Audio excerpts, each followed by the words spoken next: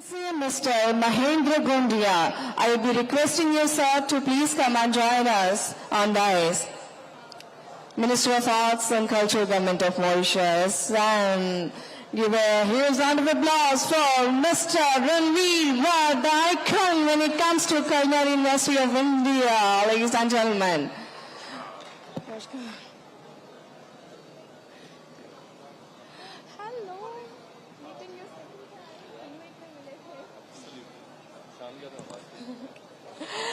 Miss extremely sorry. Miss Charmi Cheda, writer, designer, all the way from Bhutan, a big round of applause. Mr. Arnab Roy Chudamani, director owner from Ukraine. Miss Vanisha Dhiru, all the way from New Zealand. Let's welcome our dignitaries, our panelists, with a big round of applause, everyone. Srimati Aishwarya Hegde from Oman. Oh my God, lovely energy. Mr. Paresh Kumar Ratilal Mehta, trustee of Sri Sanatan Dharm Mandal, Kampala, Uganda. Mr. Sankar Kandasamy, Malaysia. Ms. Urmila Chakraborty, writer translator, all the way from Italy. Hello, ma'am. We wholeheartedly welcome our vibrant panelists we have from different countries who are trendsetter in their own forte at their respective field. Ladies and gentlemen, gear up. We would be welcoming our chair and moderator very soon on dais, and we would be kickstarting the session.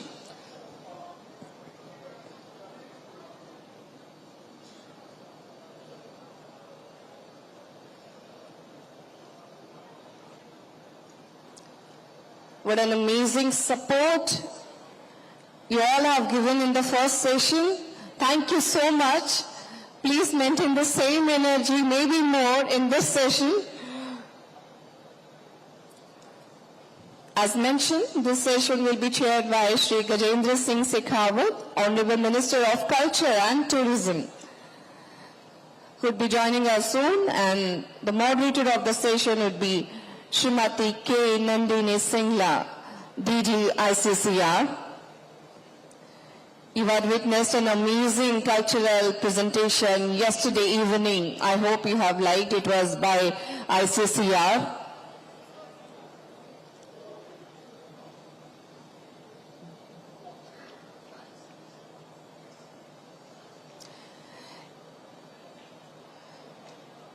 If we all are ready and in same note, may I expect for this galaxy of intellectual people and all the achievers a thundering round of applause from all over the field. Come on, everyone.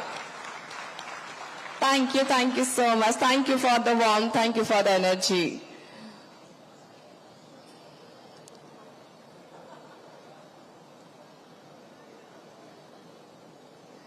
So we were discussing about Nari Shakti in the first session, and we have ample women achiever as of now on dais, and our moderator is also an iconic achiever.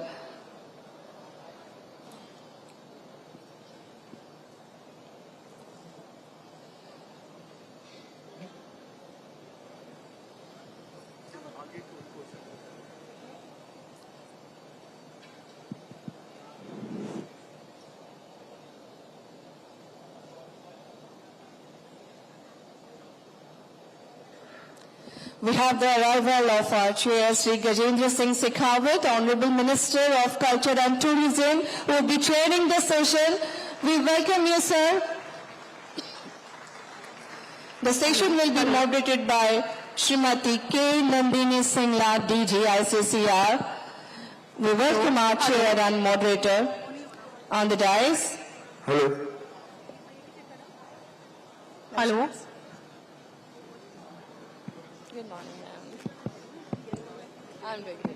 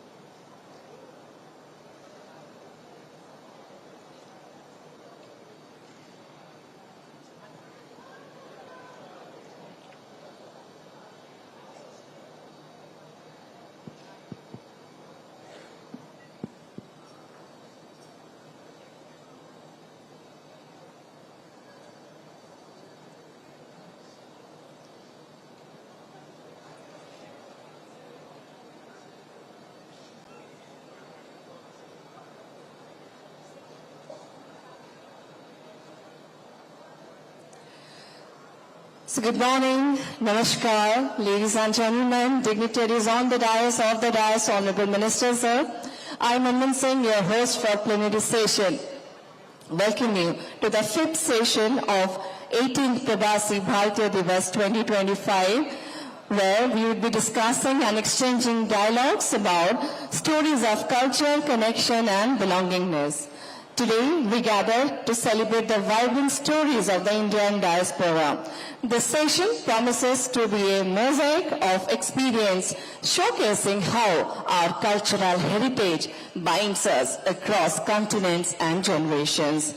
Our esteemed session, as mentioned, will be chaired by Shri Gajendra Singh Shekhawat, Honorable Minister of Culture and Tourism, whose vision and dedication have played a pivotal role in preserving and promoting India's rich heritage both within and beyond our borders. Ladies and gentlemen, the session will be skillfully moderated by Srimati K. Nandini Singla, Director General of the Indian Council for Cultural Relations, a career diplomat and a passionate advocate for cultural diplomacy. She has been instrumental in fostering meaningful cross-cultural exchanges globally. A big round of applause once again for Honorable Minister for chairing the session, Srimati K. Nandini Singla, as a befitting moderator and our esteemed panelist. Ma'am, over to you to carry forward the session. Thank you. Namaskar, good morning, a very warm welcome to the 5th plenary session. I am aware that this is the last plenary session, but I promise you all this is the most interesting one because it goes right to the heart of what Prabasi Bharatiya Divas is all about.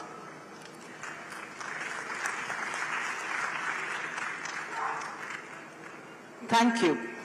The theme is Diaspora Dialogues, Stories of Culture, Connection and Belongingness.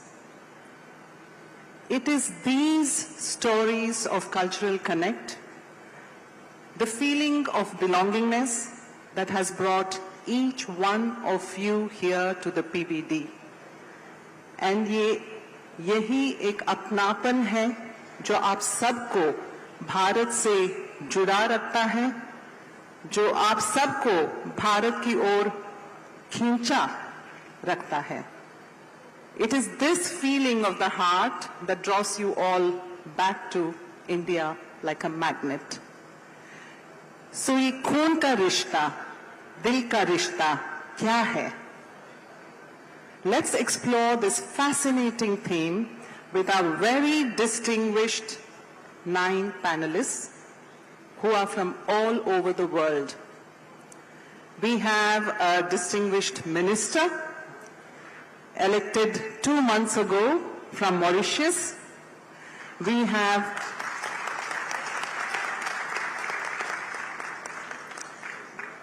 I will be speaking a little more in detail about them when I pose a question to them, and you will also see their CV on the screen here.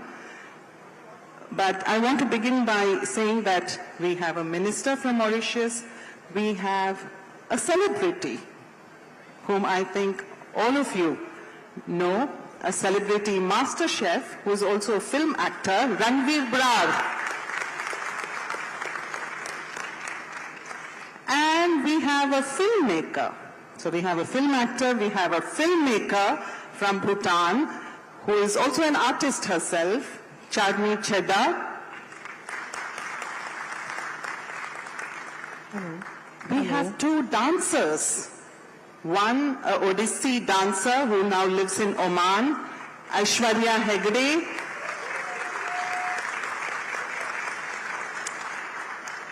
And next to her, we have a Bharatanatyam dancer who teaches Bharatanatyam in Malaysia, Mr. Shankar Kandasamy. Hello. And we have a writer, a former professor from Italy who lives in Milan, Urmila Chakraborty. And ladies and gentlemen, we have 3 community leaders who are very hard to describe because they are leaving India's charp abroad. One of them is Vanessa Dhiru from New Zealand. We have Mr. Paresh Mehta from Uganda. And we have Arnab Roy-Chiramani from Ukraine. But most importantly, we have today amidst us the Honorable Minister of Culture and Tourism of the Government of India, Mr. Gajendra Singh Shekhawat. He has flown all the way from Delhi amidst a very busy schedule to be here with us. Thank you very much, sir. Before I invite the Minister to say a few words and set the tone for this panel discussion, I want to tell you all, the theme of our panel is Diaspora Dialogues. So this is not a conversation just between us on this stage. It's a conversation with all of you here. Because the stories of connection, culture, belongingness are as much about you as it is about the people on the stage. So I invite all of you to please feel free to ask a question to any of our panelists, to have a comment, share a story. But I have a request, please restrict yourself to 1 minute. Can you do that? Yes. So after every two panelists, I'll throw the floor open to all of you. Please feel free to put up your hands. We have people there. They'll bring a mic and share your story with us, your question with us. We would be delighted. With those few opening remarks, Honorable Minister Saab, may I request you to say a few words? Thank you very much. A round of applause, please.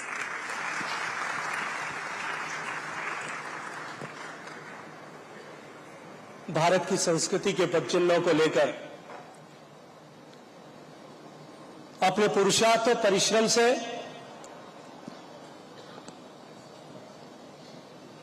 पूरे विश्व में भारत के संस्कृति, भारत की कला, भारत की भाषाओं, भारत के भोजन और सबकी पहचान करने वाले आप सब लोगों का मैं हृदयपूर्वक स्वागत करता हूं, आप सबका अभिनंदन करता हूं। A nation's greatness lies in its ability to connect with its diaspora, Mahatma Gandhi ji. As stated by Gandhi ji, the strength of a nation is not just in its resources or geography, but in its ability to maintain meaningful relationship with its people, no matter where they are in the world. This idea resonates throughout the historical, cultural, and economic ties that bind India and its diaspora. My fellow Indians across the globe, His Excellency Minister from Mauritius, distinguished panelists, and our moderator Srimati K. Nandini Singhala, DC ICCR, Namaste to all of you. I am delighted to chair this panel which explores the Indian diaspora's extraordinary journey, one that is firmly rooted in culture, connection, and belongingness. As we gather here today, I am reminded of remarkable role highlighted by Honorable Prime Minister Narendra Modi ji. Our community has played in shaping a global narrative of hope, peace and progress. The world now looks to India with a renewed sense of optimism, recognizing the strength and resilience that our nation embodies. From the shores of America to the deserts of Arabia, the diaspora stands tall as a testament to our nation's resilience and enterprise. When I speak of 35 million Indians across 210 nations. I speak not just of numbers, but of the millions torchbearers of our civilizational eternal flame and the stories of determination that have transformed the global narratives about our country, India. Dear friends, in Silicon Valley, our technologies are pioneering artificial intelligence solutions. In African nations, Indian entrepreneurs are transforming local economies. In European research institutions, our scientists are breaking new ground in quantum computing and climate solutions.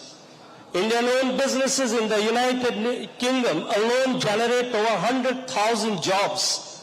Similar success stories emerge from across the globe, reflecting the innovative mindset and enterprising skills of our people.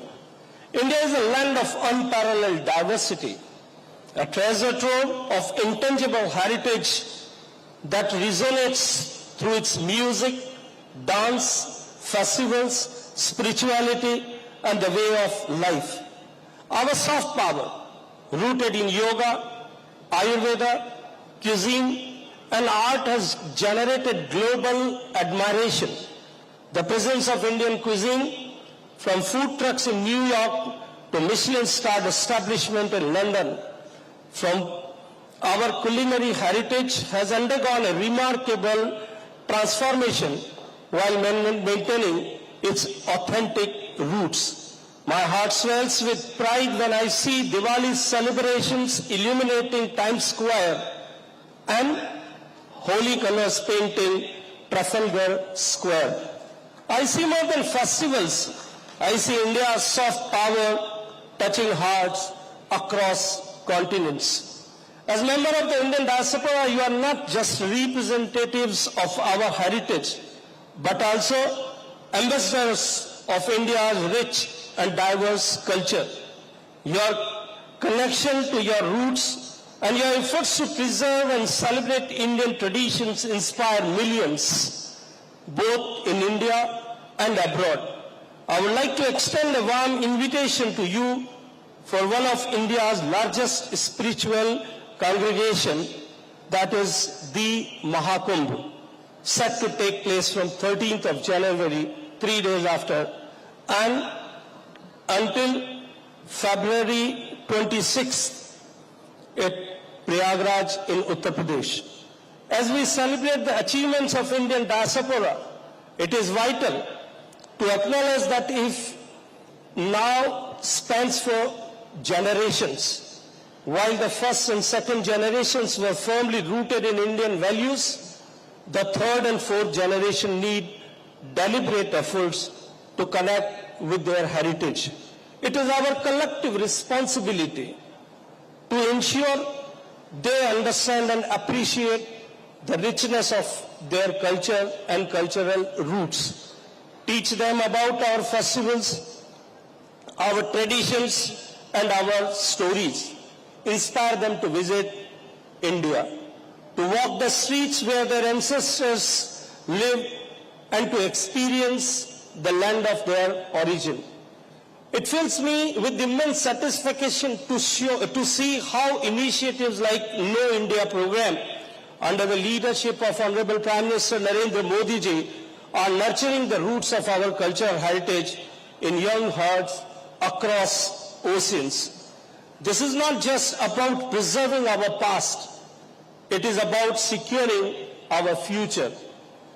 Just as you have excelled in various fields globally, I believe you will now help bring India's rich heritage to the forefront of global consciousness.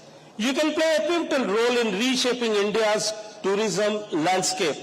Your investment in India is not just a financial contribution, it's an investment in preserving and promoting our shared cultural legacy.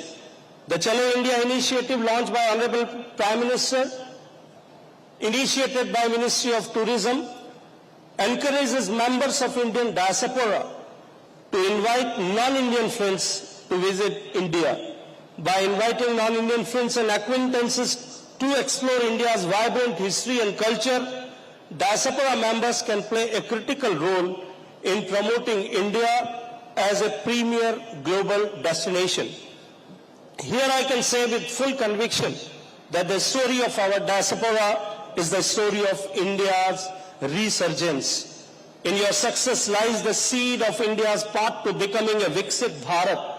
Let us move forward to unity, guided by our timeless philosophy of Vasudhaiv Kutumbakam. Together we shall build a future where every Indian, wherever they may be, stands tall with pride and dignity. With these words, I welcome all of you again and thank you all for becoming part of this discussion. Bharat Mata Ki.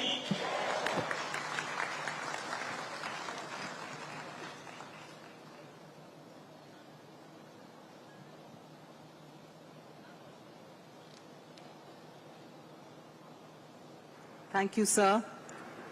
With your remarkable words, I think you have set the right tone for today's panel discussion. My first question will be to Honorable Mahendra Gundia, Minister of Arts and Culture of Mauritius. Before I ask him anything, full disclosure, I was the Indian High Commissioner to Mauritius for 4 years before coming back as DG ICCR just a month and a half ago. So Mauritius is very close to my heart. Honorable Minister was actually the Lord Mayor of Port Louis, the capital city of Mauritius, before being elected as Member of Parliament about 2 months ago, and before being nominated as Minister of Arts and Culture by the Labour government in Mauritius.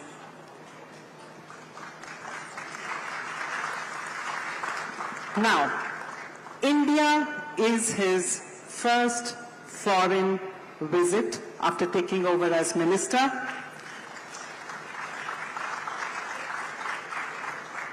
But what you may not know is that he has visited India more than 20 times already.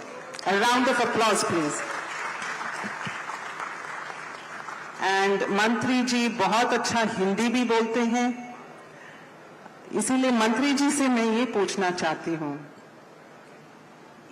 ये जो दिल का रिश्ता है Mauritius और भारत के बीच में, क्या इसका धड़कन भारतीय संस्कृति है? Because in my 4 years in Mauritius, to be honest, I rediscovered my own country there.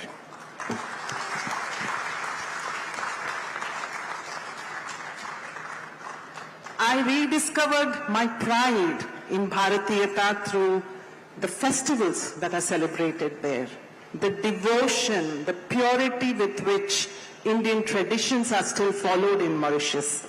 I will never forget the Mahashivratri celebration, which is unforgettable. Those of you who have not been to Mauritius during Mahashivratri, please go at that time. You will never forget it.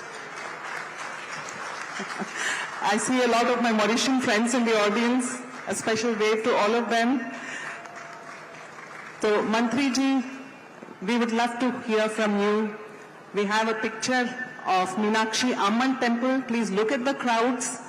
We have a picture of the carvards which thousands of Mauritians carry for almost 50 kilometers up to Ganga Talao every year, and you have Mauritians coming from Australia, France, UK to join in the festival. Mantri ji, over to you.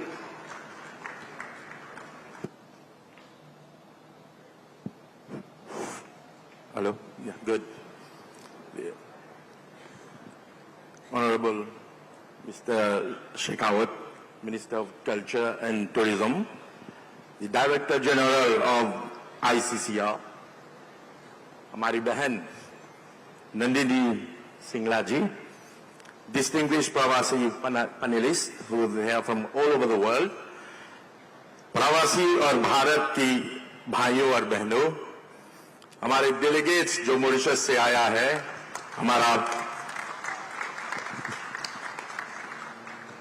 Let me first of all thank the government of India and the state of Odissi for the professional hosting of this event.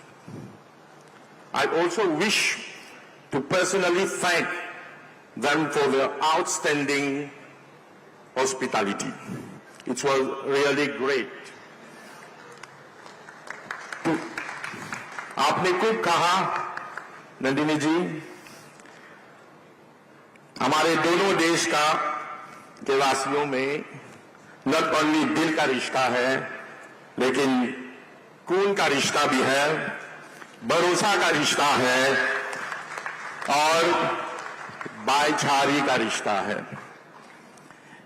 मेरे परदादा एक गिरमितिया थे और I myself feel so much connected with India. जैसे आपने कहा 20 बार plus मैंने India आया हूं मेरी जिंदगी में और भी आएंगे फ्यूचर में। And you also mentioned that this is my first official visit and fortunately it's in India. I am grateful that I have experienced, that you have experienced our rich culture in Mauritius, and many people always came, as you said yourself, to Mahashivratri festival. We not only organize the Mahashivratri festival, but many festivals which our great-grandfather brought from India 200 years ago. We celebrate also the Ram Navami, we celebrate Holi, we celebrate Durga Puja, we celebrate Ganesh Chaturthi, we celebrate Kavli, we celebrate Govindam, we celebrate also many others like Eid and also many other celebrations we did in Mauritius. Mahashivratri, as you said, is being celebrated for 5 years, for 5 days. During 5 days celebration, and we end with the last night of Shiva, the Char Pahar Puja. We end by the Char Pahar Puja, which started at 6 in the afternoon and finished on the other day on 6 morning. This is a great tradition.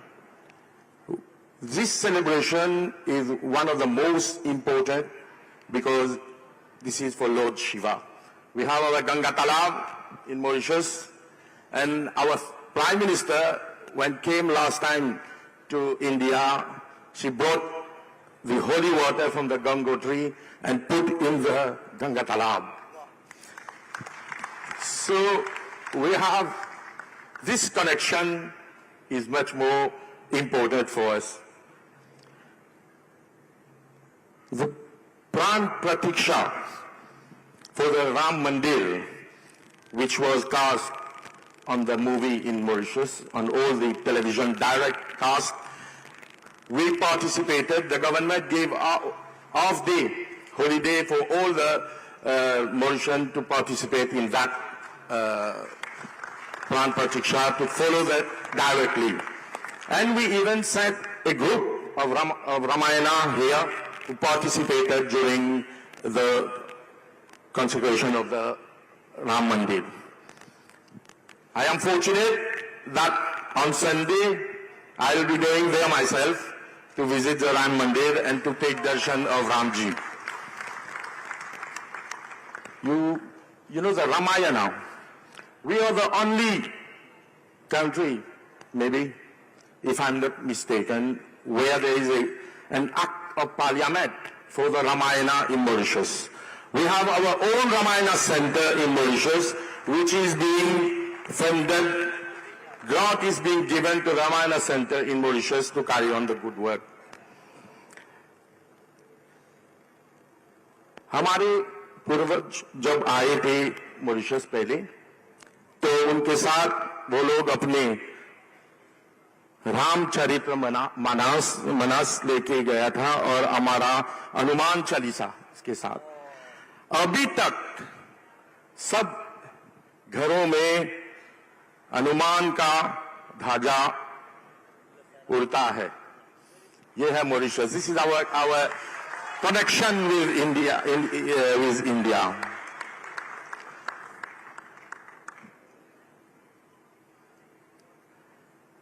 It is to be imparted to children. The Ramayana is being imparted to our children in our Baitkas and Ramayana Mandali throughout the country in Mauritius. The Baitkas also is being used to teach Hindi and recite the Ramayana every week, maybe twice a week in Mauritius. So we are very, very connected to India with all the organization of the festival which we had during the year. And as you said, the Mahashivratri is coming next month. So हम लोग बहुत धूमधाम से मनाएंगे ये Mahashivratri festival. Thank you. Her her Mahadev. Listening to Mahendra ji speaking in Hindi, मुझे लगता है मैंने गलती कर दी। He speaks wonderful Hindi. मुझे लगता है नंदिनी जी और इन दोनों का हिंदी का कंपटीशन करा सकते हैं। आप यकीन नहीं करेंगे, मैं साउथ इंडिया की हूँ, बैंगलोर की हूँ। मैंने हिंदी मॉरिशस में सीखी है। Oh my God! Thank you very much. क्योंकि मुझे नहीं पता कितने लोगों को ये जानकारी है, विश्व हिंदी सचिवालय, वर्ल्ड हिंदी सेक्रेटेरिएट भारत में नहीं है, मॉरिशस में है। I want also to point out that I've never been to school to learn Hindi. मैंने मूवी देख के हिंदी सीख लिया। इसीलिए अब हम फिल्म मेकर से बात करेंगे जो सबको हिंदी सिखा रहे हैं। We move now to another country which is as close to India as Mauritius is, closer geographically because they are literally next door, Bhutan. We have a very interesting lady, Charmi Cheda, who has made 3 movies in Dzongkha language, the Bhutanese language. She's also an artist. She has choreographed dance dramas for Bhutan's national days. इन्होंने जब प्रधानमंत्री मोदी जी भूटान जब गए थे तो एक बहुत भव्य सांस्कृतिक कार्यक्रम का भी आयोजन किया था। She was born and brought up in Mumbai, but has been living in Bhutan for the last 10 years. Bhutan is her adopted country.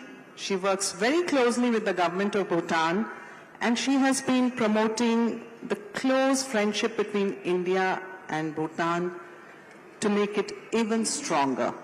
And in recognition of her invaluable service, His Majesty, the King of Bhutan, has decorated her with the Order of Merit of Bhutan. So, Charmi, what we heard about Mauritius, that culture is truly the connect between India and Mauritius. Does it hold good for Bhutan? Because Bhutan does not traditionally have an Indian diaspora like Mauritius does. So would you say that Buddhism, food, or Indian movies are that cultural connect? A very good morning to everyone. Namaste. Kemcho. And Kuzuzampola. Hello in Dzongkha, in the Bhutanese language. So, first of all, I'm absolutely honored to be here amongst such distinguished guests and to represent Bhutan and India and the friendship. Thank you so much for asking this wonderful question. I'll just say a little bit about myself before I go into this. I went as a solo traveler to Bhutan a decade ago. And it was call of destiny that Bhutan became my home. Bhutan adopted me, and I adopted Bhutan. And one of the most fantastic things that happened to me is, I was born and brought up in Bombay, and when you're born and brought up in a city like Bombay, you have the exposure of the world. You are a bit of everything, but something what is missing is a strong sense of roots, is what I feel. When I went to Bhutan, Bhutan has a very strong, every Bhutanese has a very strong sense of roots, identity, and culture. Right from the king to commoners, everyone will wear the go and kira every single day of their life. And they do it with a lot of pride. And I started questioning that who am I and what's my identity? And my identity and my roots goes back to my native place, Kutch, Gujarat, which I was not really connected to because I've hardly been there. But the more I became Bhutanese, the more I became Indian. And the more I became Indian, the more I became Bhutanese. And it was truly like, I would say, a romantic love affair between the two cultures and the roots. And so I realized that everything about Bhutan is so connected to India. And coming to Buddhism, Guru Rinpoche, the second Buddha, took Buddhism to Bhutan in 8th century. So what we share between the two countries is this beautiful Vajrayana Buddhism, the wisdom. And now Bhutan has become a seat of this, the keeper of this knowledge, of this wisdom. More than 5,000 people from Bhutan travel every year to India, to Bodh Gaya and to other places. And so many Bhutanese study in India. Almost every Bhutanese has studied at some point in India. They speak fluent Hindi. Many write. They enjoy the food. They enjoy the Bollywood films. They've grown up on Bollywood films. They speak the language perfectly well. And yes, we are geographically connected. We share the border. But I must say something here, that there are many countries in the world that share borders, but are not friends. We have great examples of that. And then there are countries that are friends. But what makes India-Bhutan special is it is a nurtured relationship. It is a nurtured friendship from years. From the royal family of Bhutan, from their majesties to the Honorable Prime Minister to the leadership in India, everyone is working every single day in nurturing this relationship. Again, growing up in the west of India, in Bombay, I didn't know much about India and Bhutan. I just decided in 3 days to go to Bhutan in search of spirituality. And then I got to know that there is this absolutely strong bond between the two countries. Everyone is doing all it takes to strengthen these ties. But in most parts, we don't know about it. But if you go to Bhutan and you go to any Bhutanese, they know about India. There's nothing that one needs to teach the Bhutanese about India. They naturally know about it. When it comes to festivals, or when it comes to even everything in terms of news and media that's happening in India. So that is the kind of relationship and the bond that we share, which is like no other, absolutely like no other. But if you ask in India, and especially if we go to other states, and in fact, some people still ask me that, how are you doing in Burma? They forget that I'm in Bhutan.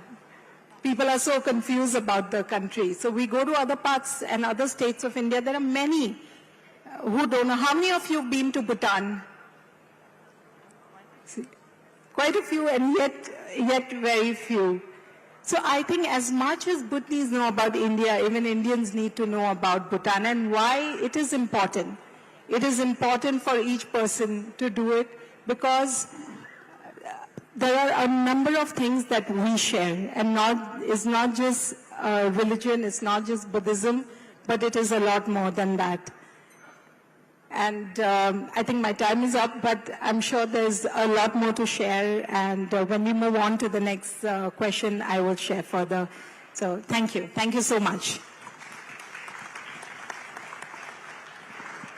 Thank you, Sharmi. That was charming. Now, we will open up after the next panelist a round of comments or questions from the audience, because the next panelist is equally fascinating. Before we move on, I don't know if you recognize the two Buddhist sites which were on the screen. One of them is, I think, called the Tiger's Nest in Bhutan, and the other was, I think, Bodh Gaya. Yeah? So, there is the Buddhist connect in an image. Now, the next panelist is fascinating. Mr. Shankar Kandasamy from Malaysia. Why do I say he's fascinating? He is a third-generation Indian, born and brought up in Malaysia, and today he teaches Bharatanatyam dance to Indians.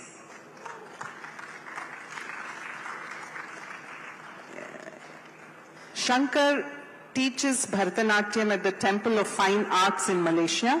He is also a lecturer at the National Arts Academy.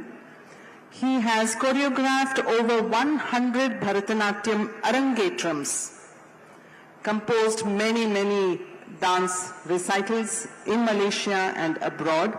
And like I told you, he is very much in demand in India.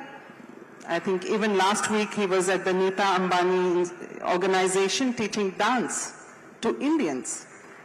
So, yeah, that deserves a round of applause, really.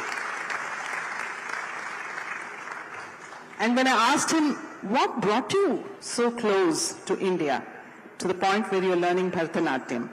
I mean, Shankar has worked elsewhere, he's a professional, but he gave it all up for dance. He told me his parents were very connected to India. They came, I think his ancestors came as civil servants to Malaysia from India. So what I want to ask you, Shankar, is what is this reverse osmosis happening culturally? You who have been away from Mother India for generations are now the poster boy for Indian culture and Indian dance. How did this happen? Om Shri Gurubhyo Namaha. Hari Om and Namaskaram to everybody. My greetings to the Honorable Ministers and Nandini ji. Firstly, I must say that coming to India this time, truly we are being smothered by our Mother India, our Mother India. We are coming back to our mother's house. And in this house, she's smothering us with such lovely hospitality. I must thank the Indian Cultural Center in Malaysia for giving me this chance. And we are all tied by an invisible umbilical cord. We are still sustained by this Bharat. Bharat has not stopped to sustain us. She's continuing to sustain us. She was ruled by many foreign rulers. They stole from her, they took from her, but she gave very freely, because in her view, this world is Bharat. It is not a territorial place. It's not a country marked by borders. That is all politics. When you talk about Sanskriti, then whoever treads the path of Sat, whoever wants to go towards truth, he is a true Bharatiya Putra, Bharata Putra. So we all are Bharata Putras. And there is no Pravasi, because there is nowhere we can go which is not her. I mean, the Pravasi exists in a political sense, but in a cultural and spiritual sense, we are still very much here in India. We are all in her lap, and we are sustained by her. Having said that, my grandparents had been migrated from British East India Company. It was the northern part of Sri Lanka. The Tamilians from there were taken there. And in the 1970s, we were very lucky to get a holy Swamiji come from Rishikesh, who taught us a little bit of mantra, a little bit of yoga, in a very liberal way to enjoy the Sanskriti in a deep sense. And then we got passionate about our dance and music, which he infused. His name was Swami Shantanand Saraswati. He came from Rishikesh, and he set up the Temple of Fine Arts. Today we have 1,000 students of dance and music, both North Indian Shastriya Sangeet, Hindustani, Odissi, Kathak, and South Indian Carnatic music, Bharatanatyam, Kuchipudi, and so on. And we are serving the Malaysian society, not only the Indians, but the local Malays and Chinese who have a different religion and background. They love Indian culture. I teach at the National Arts Academy to Malay students of Muslim origin. I mean, their forefathers were Indian because all of Southeast Asia was the greater India. Jambudvipe, Bharata Kante, Bharata Varshe. So in that greater India of Indonesia, Southeast Asia, we are very much, our languages in Malay and Indonesian breathe a lot of Sanskrit words. So the local people are very, very much connected, though the religion may be different. And I have also conducted Arangetams for the Malay Muslim students. Almost 12 of them have graduated, and the government of Malaysia has conferred upon me the Anugraha Adi Guru. In the last month I received from the Malaysian government. They're very proud. These are the Malay and Chinese students you see on the screen. They are an extension of our Vasudhaiva Kutumbakam. My great pride would be to bring them back to India to show what professional level of dancing they carry. So this is the work we do, and I totally believe that the sadhana, if it is a regular daily sadhana, then we are connected to the Sanskriti. That sadhana, today the Prime Minister mentioned, it is tradition on the one side and technology on the one side. The tradition, and this reminds me of the last verse of the Gita, Yatra Yogeshwara Krishno, Yatra Partho Dhanurdharaha, Tatra Shri Vijayo Bhutir Dhruva Nitir Matir Mama. That Krishna is the Samskriti because he takes us back through the Samskriti. And that Arjuna with the Dhanur is the technology that we have. It is the Purushartha, the hard work that we can put in. And with this too, we, as India stands for service, we are serving the world through medicine, through technology. The whole world is being served today. Sorry, I just finished in 2 lines. And the stronger we are in connecting with that Samskriti, that Vijayam, that Shri is on our part. So this whole Pravasi Divas, to throw into context of why we as cultural practitioners are very vital, because this soft power is the silent power that empowers the hard power. With that, I thank you. Thank you, Shankar. I think you've inspired all of us, also inspired some questions and comments, hopefully. So who in the audience wants to say something? I see a few hands up there. I request someone to take the mic, please. Please stick to 1 minute, otherwise you'll hear the buzzer.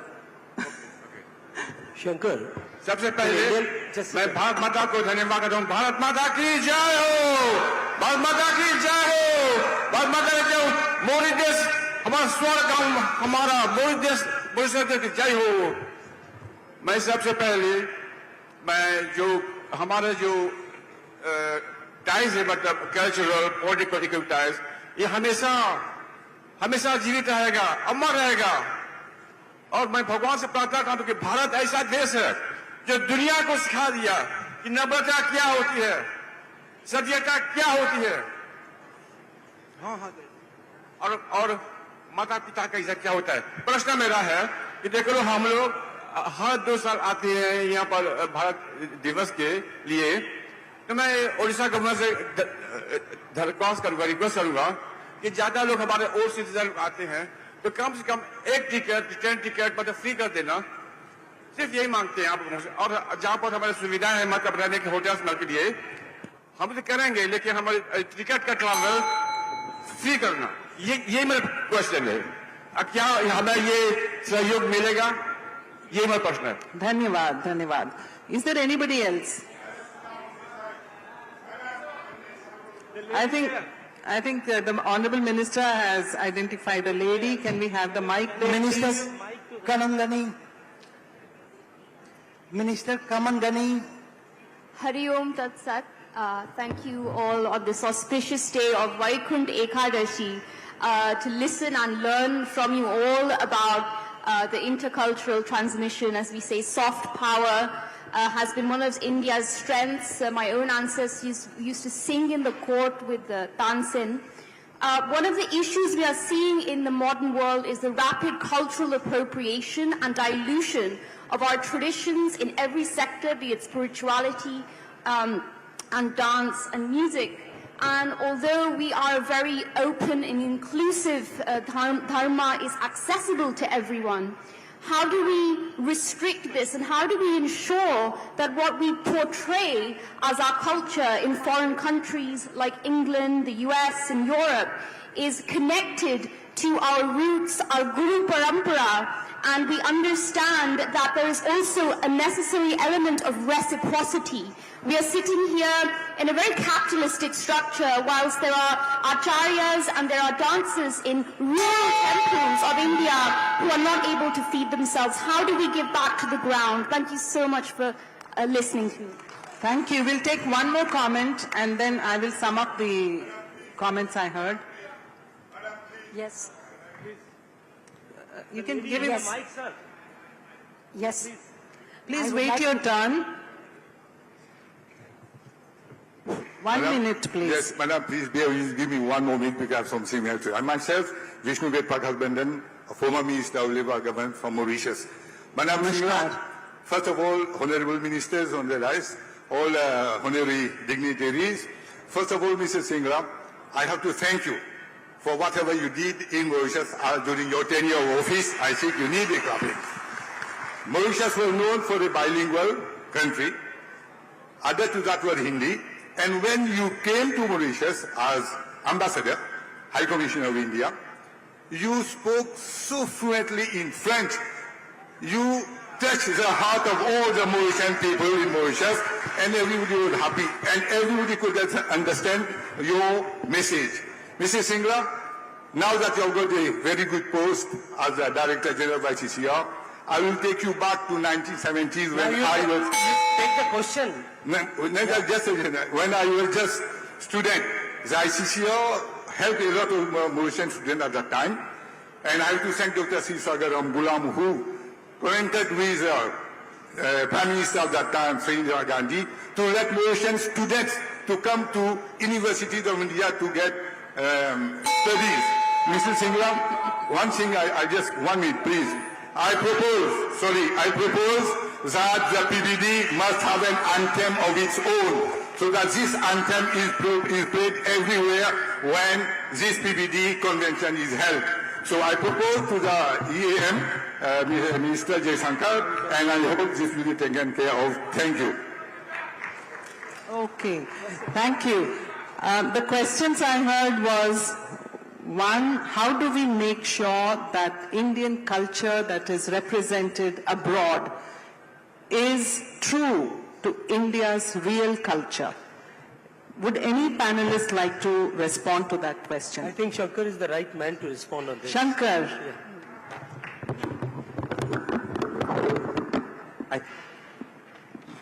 I think today with the social media and the availability of so much of resources through this media, we're able to match and see how authentic we are with the mother country. That matching is very available. It's something that we can see to authenticate whether we are diluted or whether we are true to the form. I think this is one way that we are constantly in exposure to this, and so that keeps us in check and balance.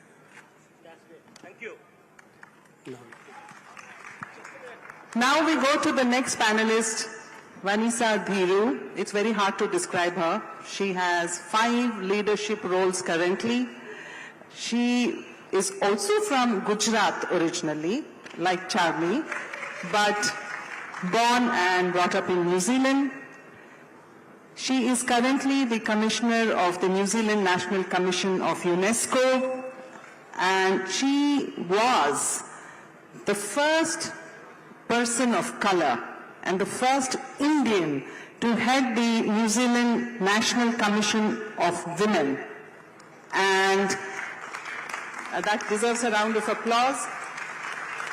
And because of all the community service that she's been doing in New Zealand for the last 2 decades, the Government of New Zealand has awarded the Member of the New Zealand Order of Merit, MNZM, to Vanessa. Vanessa, can you share with us what your learnings are as the first Indian to head the New Zealand National Commission for Women? Namaskar, namaste, kem cho, maja mache.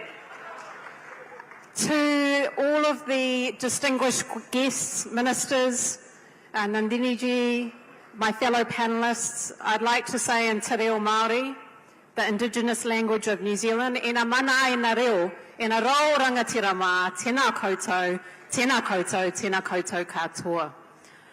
My connection to India has been the inspiration of my work for many, many years. I'm holding today the cotton that my grandfather spun in Gujarat. I came to India my first time in 1988. The second time I came was when I was 25 years old. So I had a very long time being assimilated in New Zealand. You can hear my accent, very Kiwi. And his stories, his photo is up here, his stories that he shared with me were his desperation to join the Salt Satrigal March at Dundee Beach. My Gam, my village, is 20 minutes from Dundee Beach, and he shared these stories of self-reliance, of preservation, and commitment to the people of India. His key learnings or teachings to me, they were threefold. One is, you should continue not to eat beef. Yes, babuji, amam koru, kaini. His second teaching was, tamas somwar karjo. Please fast on Monday. Okay, babuji, I'll do this. His third one was, whatever land you are living in, please serve the community, because that community will serve you back. And that is why when the opportunity came to become the president of the National Council of Women, the largest women's organisation in New Zealand, founded by Kate Shepherd, she was the woman that led the campaign that was enabled New Zealand to get women the first country in the world to get the vote. So I took her job as the first woman of colour, the first Indian woman, and also the youngest woman. And these three things were intersectionally challenging for me. But it was my Bapuji's teachings that made me realise these are the things that I must make sure that my leadership reflections enable me to do the work that is required in Aotearoa, New Zealand. The second thing I wanted to share very quickly is my learning in Aotearoa, New Zealand has also come from Indian community and diaspora, but also come from the indigenous people, the Maori people of New Zealand. They are very well connected with their spiritual nature and their rituals. And it is their rituals that I have learnt and I have reflected on and thought, what are the rituals that my motherland also do? And there are many similarities, and that is something that I'm really proud to be able to understand, learn and share with other Indian diaspora in New Zealand. Kia ora. Thank you, Vanessa.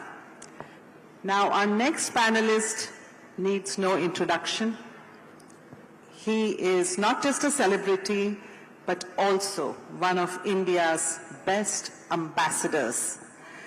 And he's connecting India to the world through something very fundamental: food. Good morning, Ranveer Brar. I'm sure all of you have tried at least one of his YouTube recipes and you have liked them. But I hope you know that he is also a very well-known film actor today. I have watched Buckingham Murders and I liked what you did in the movie. He's not just a master chef, a chef par excellence, comme on dit en français. He's also a film actor, but he's also an entrepreneur. He has started a very successful Indian restaurant in the United Arab Emirates. And he's a very busy man. He's just flown in and reached here directly from the airport.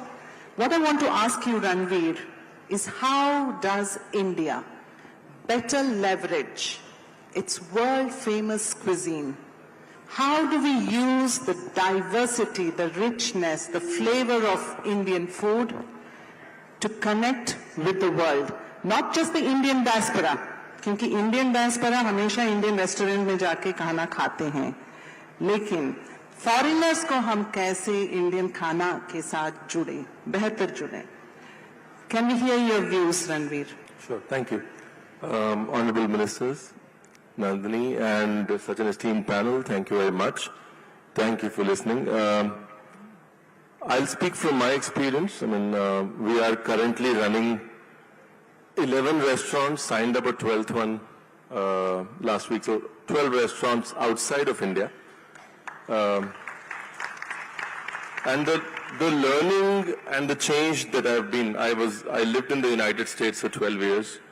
And then I came back और 12 साल से India में हूँ और आता जाता रहता हूँ, तो एक जो difference है पिछले 24 साल का, the difference in the last 24 years is truly visible, not just on how Indians view India, but how the world views India.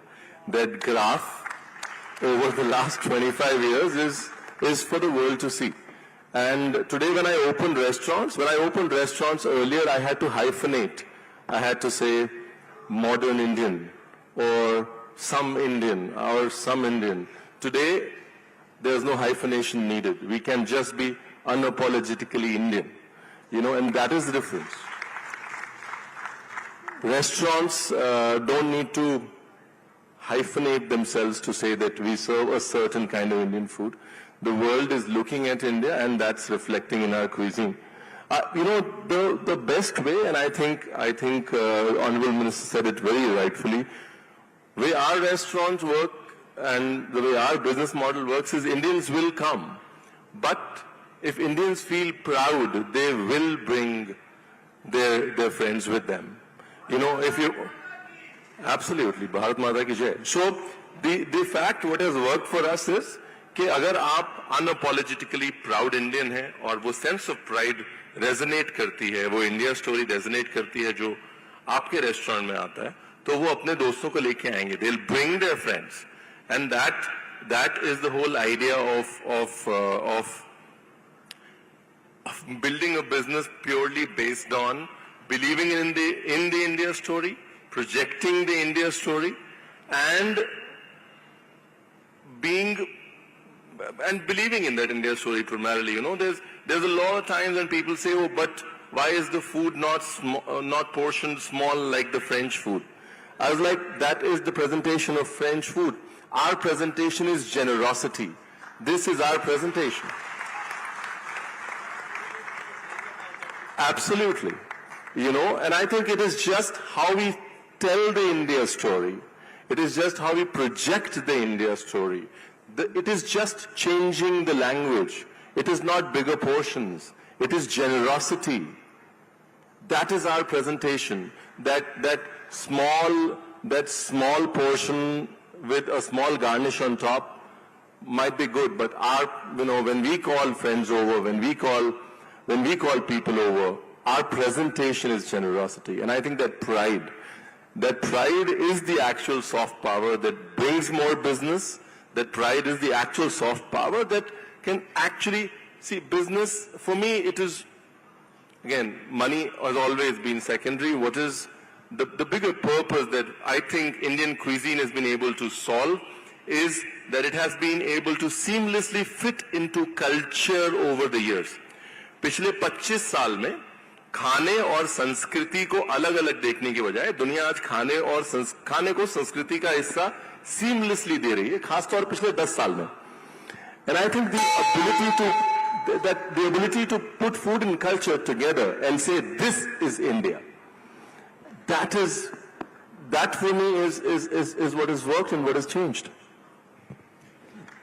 Ranveer ने जो अभी बात कही about the size of the portion of Indian food, मुझे लगता है कि वो हिंदुस्तान की साइज और हिंदुस्तानियों के दिल की साइज के कारण से बढ़ा है. अभी I was just watching an exhibition by Indian Archives. उसमें एक फोटो लगा हुआ था, the people of Indian origin who has headed the nations. अभी मुझे लगता है कि इसको रणवीर को जरूर बताना चाहिए. The cuisine of Indian origin, like chicken tikka, is the national dish of the country like United Kingdom. So Hindustan जहां भी जाएंगे वहां जाकर के we will excel. Absolutely. Very well said. Okay. I think later. You want to? Urmila Chakrabarti from Italy wants to chip in. Urmila ji, we are happy to hear you. Thank you so much. It's an honor to be here, and I'm not butting in, but I'm just trying to add to what Ranveer has just said. I'm calling him Ranveer because he's my son's age. We teach, what does a social and cultural mediator do? We tell stories of India. तुम्हारे ही रंग में रंगे रहे और तुम्हारी ही गीत सुनाते रहे. So we use Ranveer's blog. It's basically linked to food. Food is culture, but so is language. Language is the most important thing. We have taught Hindi language to thousands of students in Italy, and one of the things that we use is Ranveer's food blog, because we don't want them to talk Hindi like Maha Vishwavidyalaya ke Mahadwar par tumhara intezar karenge. We want him to talk Hindi which everybody can understand. As Ranveer always says at the end, Ranveer ne bataya nahi, ye mat kehna.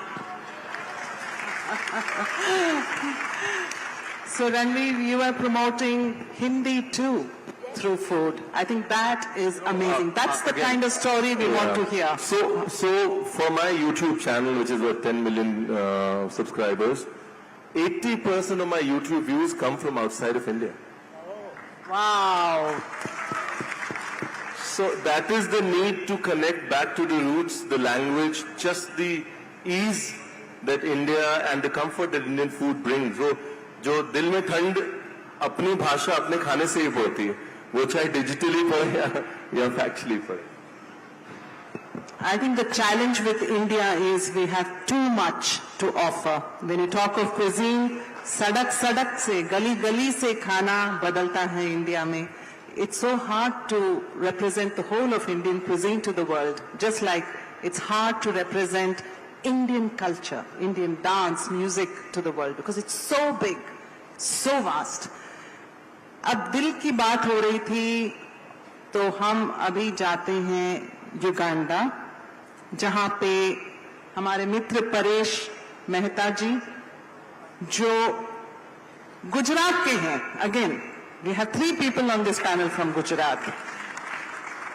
He's an electrical engineer from Gujarat, but has been living in Uganda for almost 20 years, 19 years.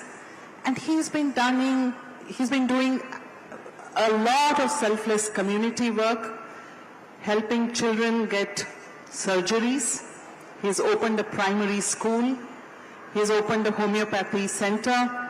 He is the community coordinator for over 60 Indian community organizations.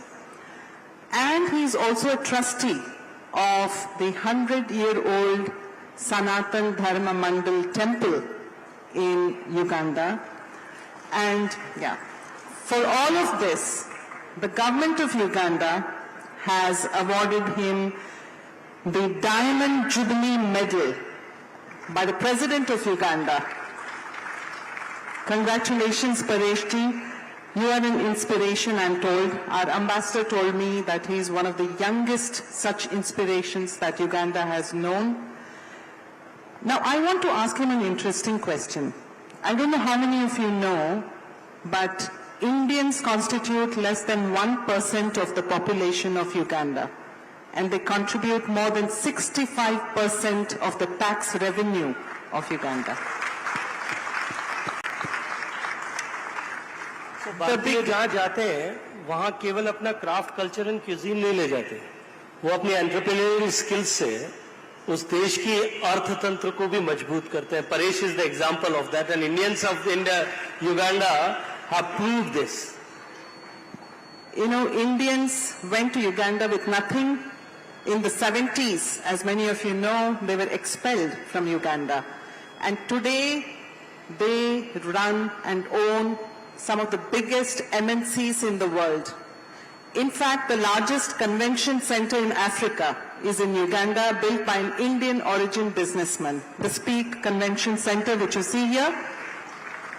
But the beauty is, at the same time, the Indian diaspora in Uganda is very connected to its Indian roots.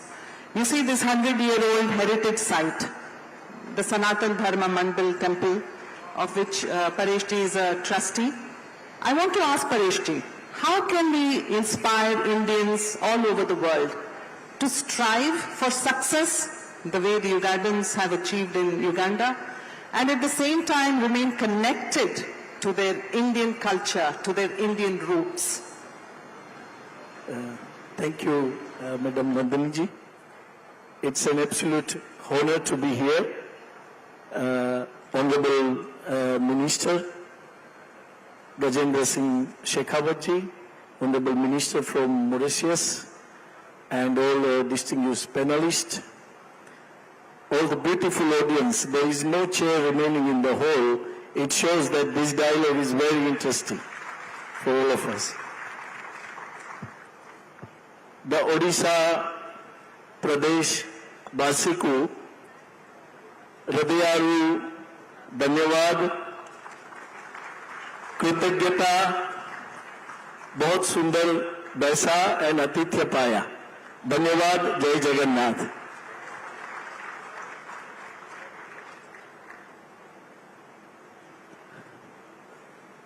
Let's take a tour to the East Africa, the Uganda. Uganda is known as a pearl of Africa. पूरे Africa का वो मोती है, और वो मोती को खोजा, जहां तक मेरा मानना है, वो हमारे forefathers ने. Because early in a colonial time, there was a free migration, and some of our forefathers went there to escape the financial difficulties from here, and also there was a need for a skilled labor, so they went to build a railway during the British Indian 1880s or 1890s. From that time, as the Director General of ICCR mentioned, that today's population of Indian community in Uganda is less than 0.1%, and we contribute the total tax revenue 65% of the country.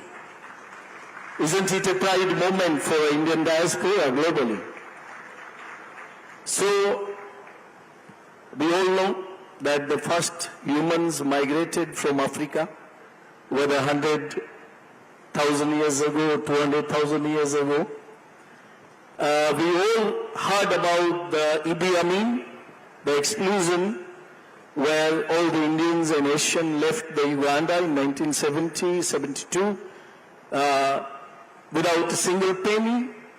And today, you have seen the biggest convention center is built by Indian origin, Dr. Suru Parelia, in Uganda. And he aims to be a global leader in MICE. At the same time, we maintain a strong bond with our rich heritage. You are seeing the 100 years old Sanatan Dharma Mandal. So, this also the statistics, we do import from India $1.5 billion for the last year, 2023. And this temple is a replica of the Somnath temple, the first Jyotirlinga. Is the only kind of temple outside of India in the world that is a Somnath temple. Our contribution, if I mention that there was a Goan inventor during that time, we invented a gomesi, a local dress, and that is now our Uganda's traditional dress called gomesi. It's given the name by that Goan. So we believe that we are the Vichi Rishi's Santan, who sacrificed and given the bones to make the Vajra, which was the greatest weapon used by God, and we will contribute to fight the world. Thank you. Thank you, Paresh. Thank you. Our next panelist is very impressive, and all the Odias in the audience are going to be delighted because she was born and brought up in Oman, but is an exponent of Odissi dance. Welcome, Aishwarya Hegde, to our panel discussion. She is an exponent of Kelicharan Mahapatra Gharana in Oman. She heads the Deepam Arts Academy, and I'm amazed because she actually comes from my state, Karnataka, and she still speaks Kannada, even though she was born and brought up in Oman, and she teaches Odissi dance. So I want to ask her, how did this happen, Aishwarya? Good afternoon to everybody, honorable ministers, my fellow panelists, and this wonderful audience. It's truly, truly an honor for me to be here today. I would like to thank the Indian Embassy in Oman for enabling this and giving me such a prestigious opportunity. Growing up in Oman has been an experience that feels like an extended part of India. I often believe that Bangalore is my Janam Bhumi, Muscat is my Karam Bhumi, but Bhubaneswar is my Dharam Bhumi.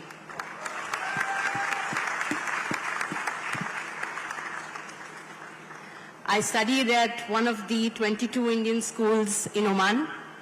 To give you a picture of how big the diaspora of the Indian community is in Oman, I was lucky to meet my Odissi teacher in my school. And my Odissi journey began with multiple performances throughout my childhood for the Indian community, hosted and supported by them. But as I grew up, something stirred in me to mix things up. And I felt the need to connect with my work with the local community of Oman. And as things went on, I had the opportunity to meet many artists who I saw were doing wonderful things in their field, but we didn't find a common ground to connect with each other.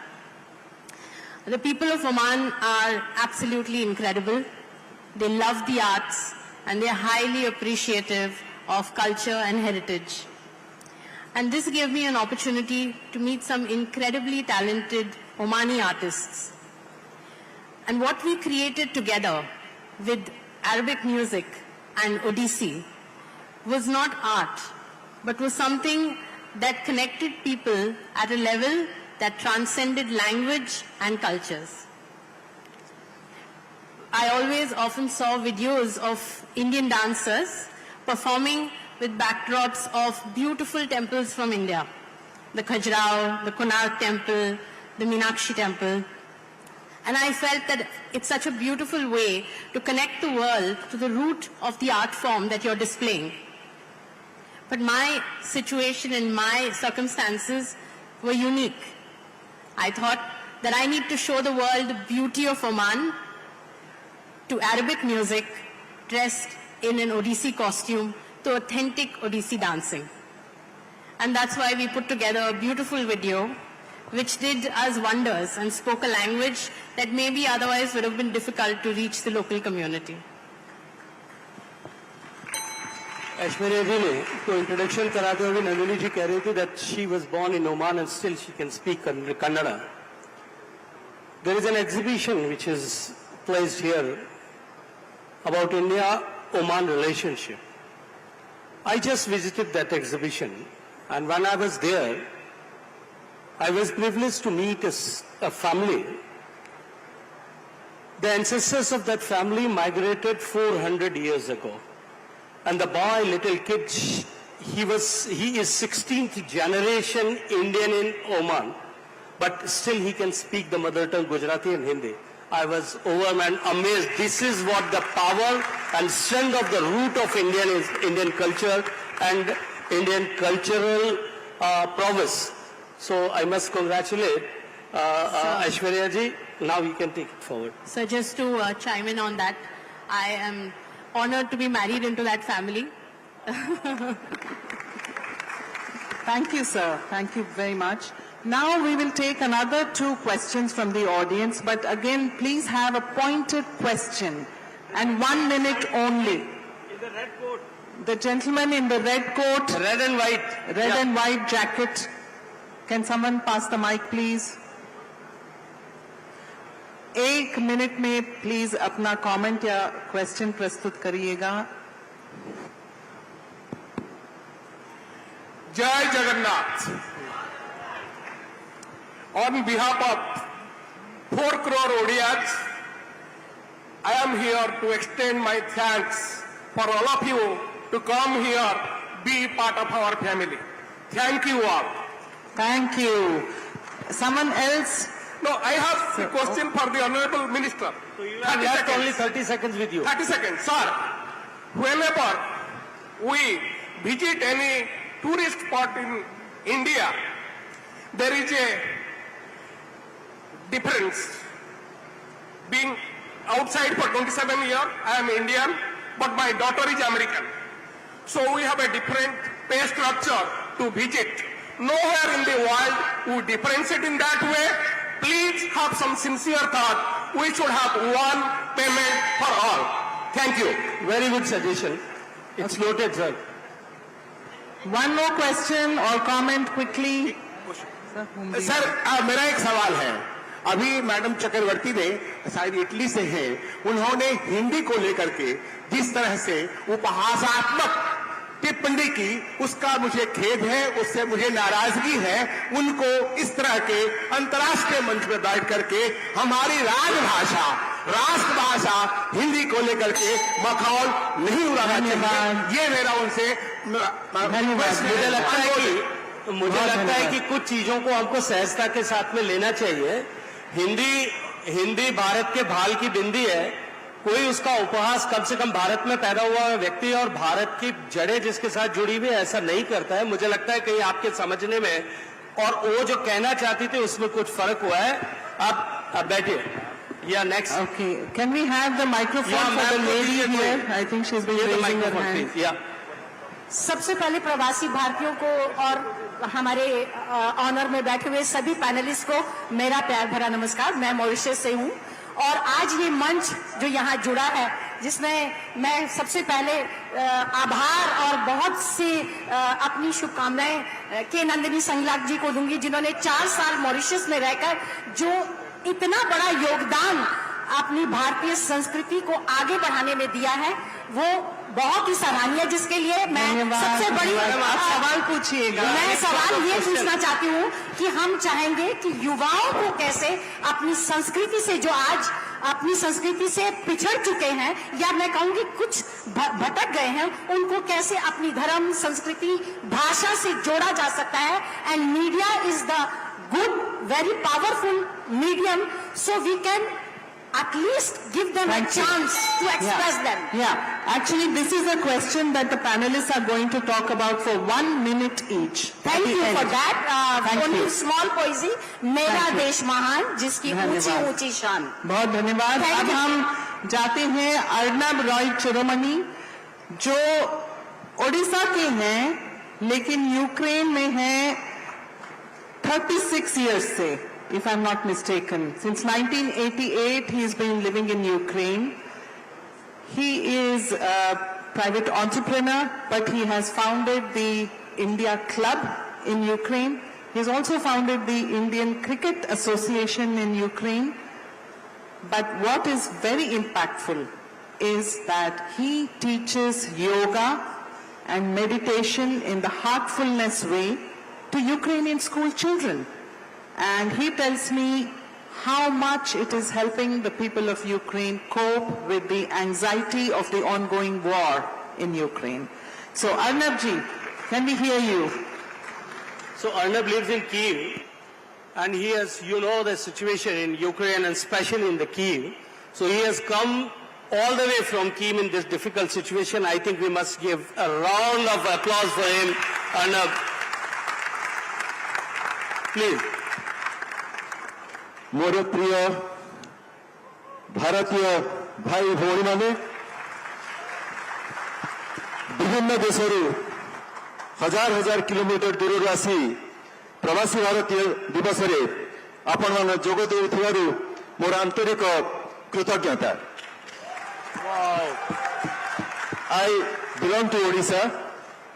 For last 36 years I have been staying in Kiev, Ukraine, and this has been my wonderful privilege to learn yoga and especially meditation, not in India, but in Ukraine, which was born in India.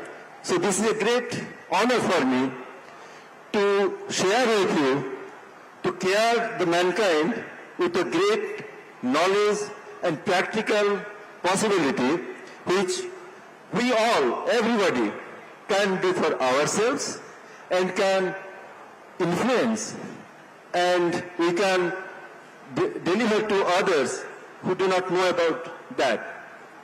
And eventually, in this Janata Padya, in this place, in 2007, when Ramdev ji was here, during the technique of pranayama, I learned here from Odisha, which brought me back to the human life, how to lead a proper human life, not the materialistic one, to bring balance between the spiritual and materialistic life.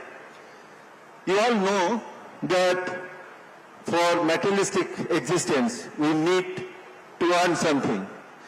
But if we add with our heart-based meditation, or we have to think everything through the heart so that we can reach everybody with all the human qualities like kindness, fellow feeling, service to the mankind. And with that goodwill, we can win the hearts of everybody. And if we serve the mankind, the God will be always with us to provide us the minimum necessity, the minimum requirement of our life. That is what I am trying to serve the God by serving the mankind in Ukraine. Even if in this difficult time, the critical, crucial years, I have never left that country with my family, where my wife is from Ukraine, with whom I am there for last 35 years. And my wife, Ukrainian wife, she brought me back to meditation when I was living that after 2 years of practice, some 15 years back, in the heartfulness meditation way. Because ego, that always disturbs us. If we do not follow the ego, the mind, which is always disturbing us, taking us to the wrong path, if we just concentrate and follow, focus on our heart, everything is in the right place. I have been working with many children during this difficult time in the bunkers whenever there is a necessity to teach how pranayama, the breathing exercise of yoga, can bring comfort, can bring humanity, and remove all anxiety, panic, all distress. And it has been wonderfully experienced by the children of Ukraine, by the teachers, and this has helped us to create a wonderful platform. And the government of India, the Prime Minister's office has been so much helpful to promote this, and I request all of us in this pious, this opportunity where we should not only work today or talk today and again after 2 years come back, let us form a working committee where the government of India and government of other countries, I have already in contact with Ukrainian government, and now we are going to form a committee where we all, from the audience, whoever is ready to join, please join through the portal of Indian government's Pravasi Bharatiya platform, where we can make these things happen from today itself, and let us take a place that we can serve the mankind by bringing peace, tranquility, fellow feeling, and humanity between ourselves. Thank you. Thank you. That's a wonderful message. Thank you. And now we move to our last panelist and very distinguished panelist, Urmila Chakrabarti ji, who was born in India but has been living in Italy for the last 30 years. She's been a professor and now she runs an entity called English Hour, which helps people integrate culturally and linguistically. More interestingly, she has been using Patachitra to introduce Indian culture to school children in Milan. Urmila ji, can we hear something about that? Namaskar. Right at the beginning, I would like to thank the Indian government, my Consul General in Milan, and ICCR for giving me this opportunity to come here. दिल तेज धड़कता है जब विदेशों में मुझे बुलाते हैं, लेकिन दिल ऐसा धड़कता है कि कुछ सुनाई नहीं देता और कुछ समझ नहीं आता जब भारत में हमें बुलाते हैं। मुझे बहुत खेद है कि मैंने जो कहा वो शायद गलतफहमी हो गई। I have taught Hindi to thousands of students in Europe. I have brought thousands of students to India, and we have translated Indian authors into Italian language and presented them all over Europe. अगर ये हिंदी भाषा का अपमान है, तो ये अपमान मैं जिंदगी भर करूंगी। When I went to Italy, I went in the late 80s. It was a different India and it was a different world. In Italian, we say that it's always easy to talk to San Francisco, who is a saint, but it's always difficult to talk to the wolves. What does it mean? It means that when we talk among like-minded people, it's easy to communicate. But when you talk to people who don't know the subject, it's hard to communicate. There are people in Italy who love India, who know India, they're experts of India, art, culture, music, and literature. But we don't have to change the perspective of India amongst those who already know our country. We can enhance it, but we have to try to take it where they don't know it. In Italy, even today, people ask us, I'll translate it for you, I don't know if there are any Italians here. Our diaspora is very small, so we struggle to establish our Indian culture. People ask us, so what language do you speak, Urmila? It's Indian, right? That's the role of every Indian, to be a correct ambassador and say that we don't speak Indian. There's no such language as Indian. We've got myriad languages and we speak them. We are proud of each language that we speak. I'm in Odissi. As Aishwarya said, my Janam Bhumi is here. My Karam Bhumi is in Italy. I love both these countries, and I take inspiration from Raiman Panikkar, the greatest thinker of these times, who has translated the Vedas into European languages. Padre Panikar's research was the hidden Christ of Hinduism. And when people asked him, are you Eastern or Western? He said, I'm completely Eastern and I'm completely Western. I feel myself a global citizen with an Indian heart. So I try to take India to other people to get them to know it. Orissa is my prerana bhumi. It is where I got inspiration. I came from a 10-hour flight, and the first place that I went to was Ragurajpur. My liaison officer tried to tell me, Urmila, you need rest. I said, no, Ragurajpur is like a pilgrimage. So we take Patachitra all over Europe. We have done programs all over Europe. Through Patachitra, we introduce Indian culture and love for India to little children, because mindset change must start from children, and we take it from children to university, to organizations, and to the corporate world. Thank you, audience, and thank you, co-panelists. Thank you, Urmila ji. We only have about 10 minutes left, so I'm going to ask each panelist, in 45 seconds, give me one suggestion. What can we do to connect younger generations better with Indian culture and with India? Shankar, can we start with you?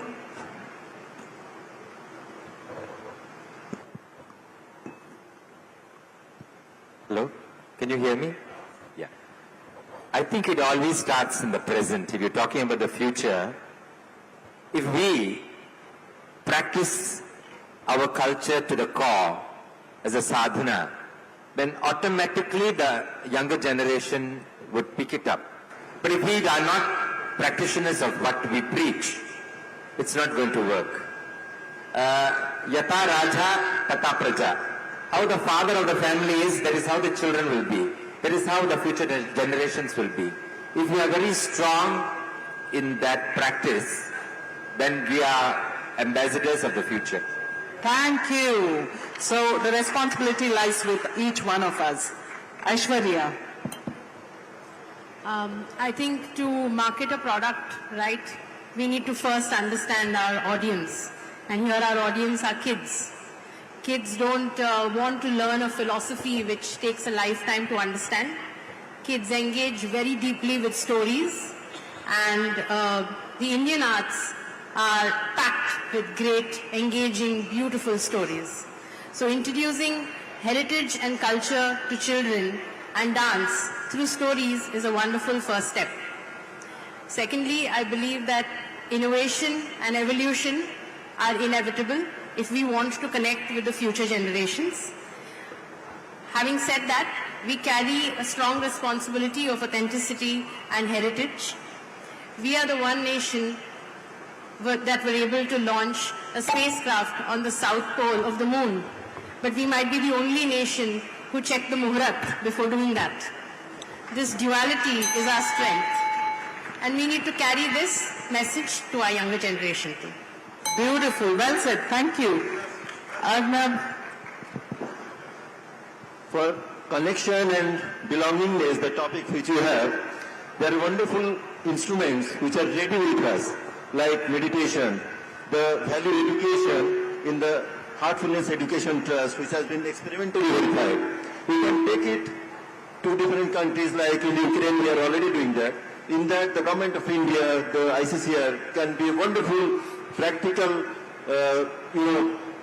boost for us, where we can join that and make the availability of those material for the common people, the children of Ukraine and other countries, where it will be practically experienced, and some telebridges can be made between those countries, which we have already practically done in Ukraine and Indian schools. That will be a wonderful kind of practical experience that the children will be completely experiencing and adopt that for a better life. Thank you. Thank you. ICCR has duly noted your suggestion. Charmi, can we hear from you? So we have a strong presence of Nehru Wanchuk Cultural Center in Bhutan, and that promotes yoga, Indian music, dance, and a lot of Bhutanese kids are coming and learning these art forms. So as you already mentioned that we don't have a very big Indian diaspora, and a lot of work we do is for the Bhutanese and the Bhutanese kids. For me personally, I work with a number of youth and Bhutanese people across Bhutan. And here I would like to say that in terms of promoting the Indianness would be something intangible for me. That is my integrity, loyalty, discipline that comes from my roots. And when I'm being there present in that moment and working with all the Bhutanese, I think what they are taking from there and the stories I'm sharing is of India, is of my roots. So it's tangible and intangible both in many ways. Thank you. Thank you very much. His Excellency Mahendra Gundiaji from Mauritius. Thank you.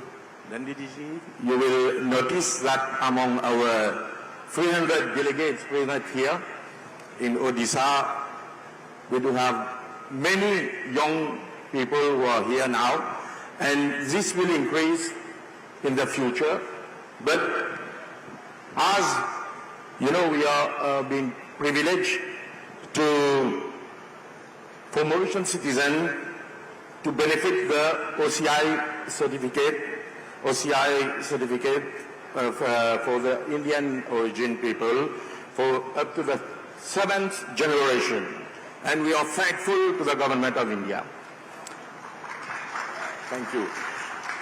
But I will humbly request that if the formalities could be simplified and that the time frame could be reduced, this also will be a great opportunity for our young Mauritian and other people to get the OCI certificate and to be here among us for the next PBD session. Thank you. मुझे लगता है कि परिवार पहली पाठशाला होती है, family is the first school, और वहां से कल्चरल रूट्स हमको जो है पकड़नी पड़ेगी. अभी जो ऐश्वर्या जी के परिवार के बारे में मैं बात कर रहा था, 16 जनरेशन होने के बाद में भी उनके घर में जो है अभी गुजराती बोल रहे हैं. The cultural traditions and legacy is carried forward. तो परिवार अगर इस तरह से हम लोग अगर रिस्पॉन्सिबली अपने कल्चरल रूट से जुड़े रहेंगे, automatically the culture will prosperous and it will transcend. बहुत अच्छा कहा सर आपने.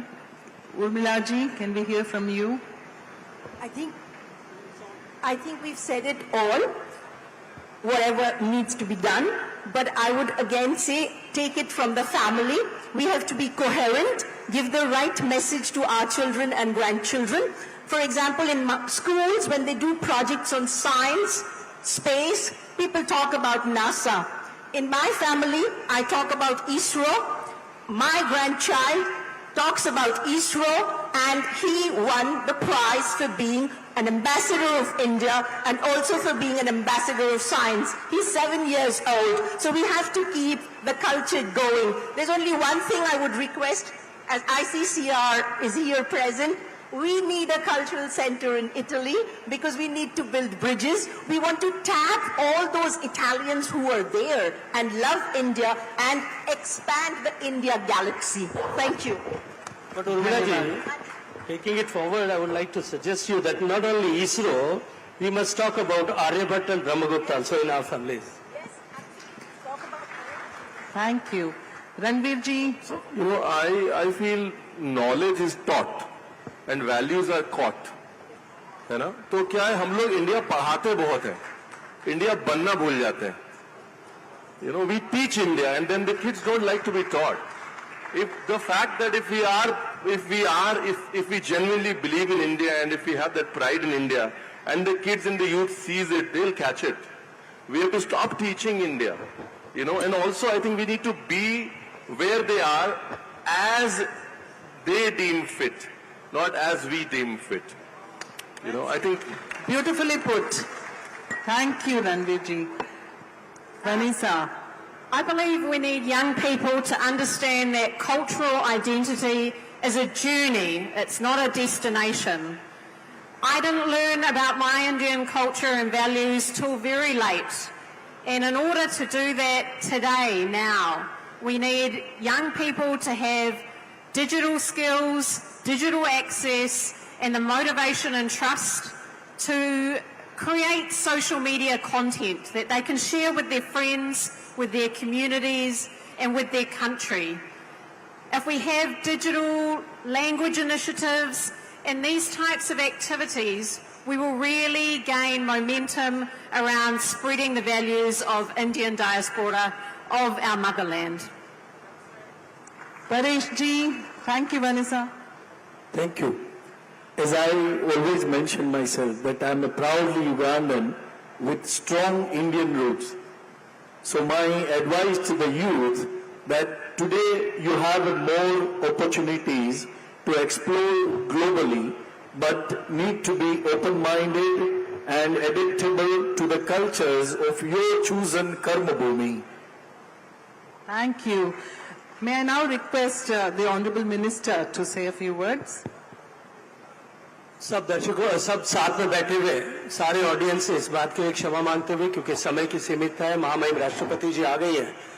मैं आप लोगों के प्रश्नों के जवाब देने के लिए कार्यक्रम समाप्त होने के बाद में भी यही रहूंगा, कुछ देर हम बैठ के चर्चा करेंगे। लेकिन बिफोर आई वी कंक्लूड, जब मैंने शुरू किया था तब मैंने जो गलती की थी, that I started speaking in English. मुझे लगता है कि अब हिज एक्सीलेंसी मिनिस्टर को सुनने के बाद में मुझे हिंदी में बोलना चाहिए था। मैं आप सबका धन्यवाद करता हूं, पैनलिस्ट का भी और सामने बैठे हुए सभी लोगों का, और जो आपकी ऊष्मा, जो आपकी ऊर्जा, जो अपने आप को बताने की आप लोगों की जो भाव था, उसको मैं सलाम करता हूं। आई सैल्यूट दैट। आप सब लोगों ने जिस ऊर्जा के साथ में इस पैनल डिस्कशन में हिस्सा लिया, और सारे पैनलिस्ट ने अपने अनुभव के आधार पर पिछले इतने वर्षों में दुनिया के अलग अलग क्षेत्रों में, अलग अलग देशों में रह करके भारतीयता की सुगंध को दुनिया के दूसरे देशों में जिस तरह से प्रकीर्तित करने का, उसको फैलाने का काम आप लोगों ने जिस तरह से किया है, और आज भी आपके मन में वो भारतीयत्व जिंदा है, उसके लिए मैं सभी पैनलिस्ट का अभिनंदन करना चाहता हूं। तो मैं समाप्त करूं उससे पहले एक छोटा सा विषय आप सबके सामने रखना चाहता हूं, जो which I mention during my opening remarks about Mahakumbh. मुझे नहीं पता कि आप में से कितने लोगों को महाकुंभ की स्टोरी पता है। जब समुद्र मंथन हुआ, उसके बाद में जो अमृत निकला, अमृत की जो 4 बूंदें धन्वंतरी के हाथ से उस कलश में से निकल करके 4 स्थान पर गिरी, प्रयागराज में, उज्जैन में, नासिक में और हरिद्वार में। उन 4 स्थानों पर हर 6 वर्ष बाद में कुंभ होता है, 12 साल बाद में पूर्ण कुंभ होता है। पिछला पूर्ण कुंभ जब हुआ था, अभी क्योंकि कुंभ शुरू होने वाला है इसलिए इट्स रेलेवेंट, पिछला पूर्ण कुंभ जब इलाहाबाद में प्रयागराज में हुआ था 12 साल पहले, तब उसमें 20 करोड़ लोग आए थे। और अभी जो कुंभ 2-3 दिन बाद शुरू होने वाला है, उस कुंभ में 45 दिन में, 45 डेज में 45 करोड़ लोग जो हैं, it is estimated that they are going to come. और शायद दुनिया का कोई देश इतना बड़ा एकत्रीकरण, क्योंकि उनके पास में इतनी आबादी नहीं है, भारत की 1/3 आबादी वहां पहुंचेगी, दुनिया भर से लगभग 20 लाख लोग वहां आएंगे, और उन 45 करोड़ लोगों के लिए जो अलग अलग तरह की व्यवस्थाएं की गई है। Just wish to mention one thing, that government of India and state government of Uttar Pradesh, we have constructed 150,000 toilets there, and 150,000 toilets, to maintain them, we have appointed 450,000 sanitation workers.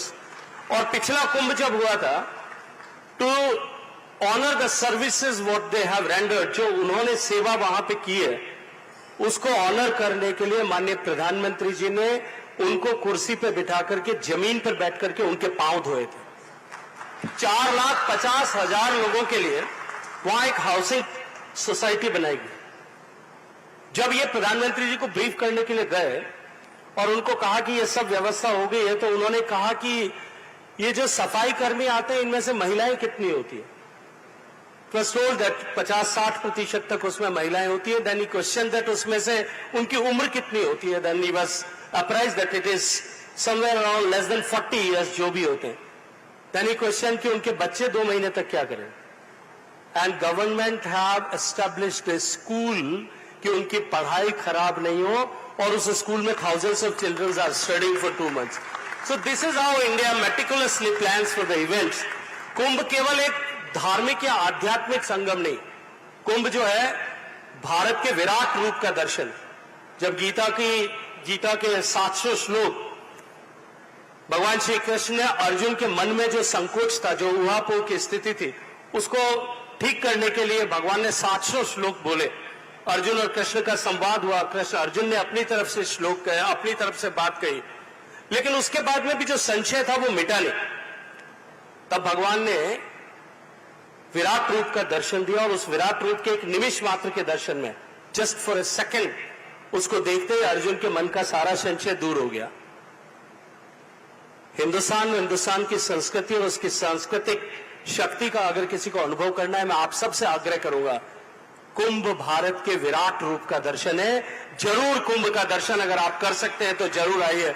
Will facilitate, will host you there and will be happy to host you there. आप सबको बहुत सारी शुभकामनाएं।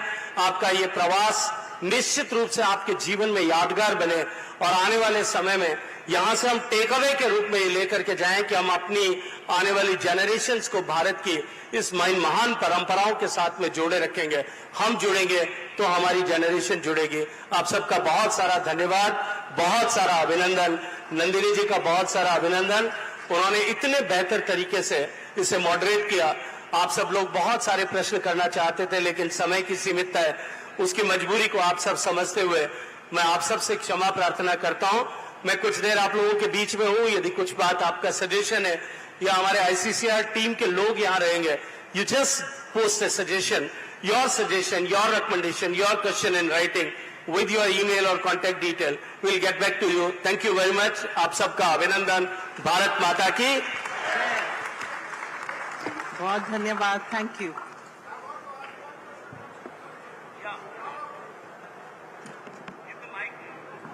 When Alexander invaded India, Chanakya went to all the states. States were divided in India within Indian culture, and they were not ready to fight together.